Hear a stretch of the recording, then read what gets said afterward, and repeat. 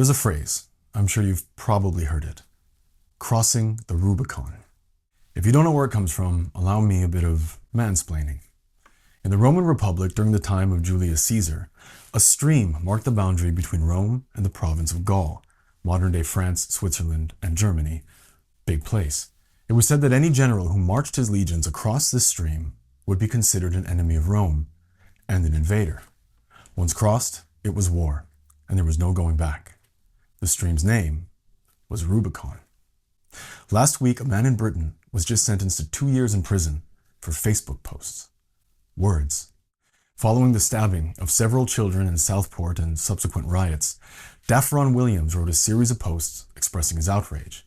A few were vile, a few were hateful, a few were angry. But they were his thoughts, and he felt he had the right in a free society to express them. And for that, he will now spend the next 2 years of his life in a cage with criminals for words. Who would have believed that in the 21st century, Western governments would once again bend toward tyranny? And we may think, well, this is none of our business. But it very much is. And this is indeed a Rubicon moment. I worry for our brothers and sisters in Britain, the birthplace of the Magna Carta, and the radical idea that we are born with God-given human rights and individual freedom. That legacy now hangs by a thread and may soon be lost forever. You see, they have no First Amendment or Second to protect it. No one else does. The right to freely say what you believe, it's the most crucial of all rights, which is why it's first.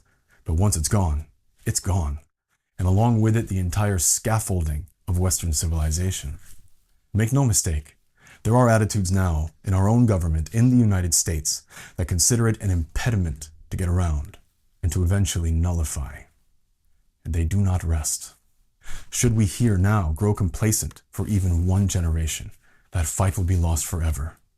And as Orwell said, the future will be as a boot stamping on the face of humanity forever. Don't let it happen.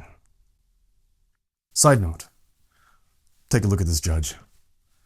There's just something about those wigs, you know?